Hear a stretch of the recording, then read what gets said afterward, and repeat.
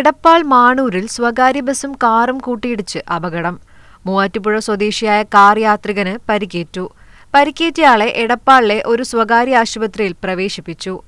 ഇന്ന് രാവിലെ 6:11 അപകടം. കാർ മറ്റൊരു വാഹനത്തെ മറികടക്കാൻ ശ്രമിക്കുന്നതിനിടെയാണ് അപകടമുണ്ടായത്. അപകടത്തിന്റെ CCTV ദൃശ്യങ്ങളും പുറത്തുവന്നു. ഇത് ഉള്ളതിപ്പോൾ എടപ്പാളിൻ്റെ നമ്മുടെ കുറ്റിപ്പുറം നടുക്ക് മാണൂര് സ്ഥലത്താണ്. മാണൂർ പള്ളിയെത്തും മുമ്പായിട്ട് മോഡേൺ ഓഡിറ്റോറിയം തൊട്ടടുത്തായിട്ടാണ് ഇന്ന് രാവിലെയാണ് ഈ സംഭവം ഉണ്ടായത്.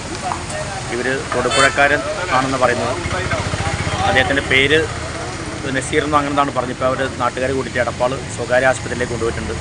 എപ്പോഴും Raf road accident action forum സംഘടന പലപ്പോഴും പറയുന്നതാണ് ഒരുക്ക് ശ്രദ്ധ ഒരുപാട് അയച്ചിട്ടുണ്ട്. ഇത് വെളുപ്പിനാണ് ദാരുണമായ ഈ അപകടം ഉണ്ടായത്. കോഴിക്കോട് ഭാഗത്തുനിന്ന് തൃശ്ശൂർക്ക് പോകുന്ന ബസ്സും മൂവാറ്റുപുഴ ഭാഗത്തുനിന്ന് ഇങ്ങോട്ട് എന്താ പറയുക കോഴിക്കോട് ഭാഗത്തേക്ക് പോകുന്ന ഒരു കാറും തമ്മിലാണ് കൂട്ടിയിടിച്ചിട്ടുള്ളത്. അപകടം പറ്റിയ ആളെ നാട്ടുകാർ സന്നദ്ധ പ്രവർത്തനം ചേർന്നുകൊണ്ട് അപ്പം തന്നെ എടപ്പാൾ ഹോസ്പിറ്റലിലേക്ക് എത്തിച്ചിട്ടുണ്ട്.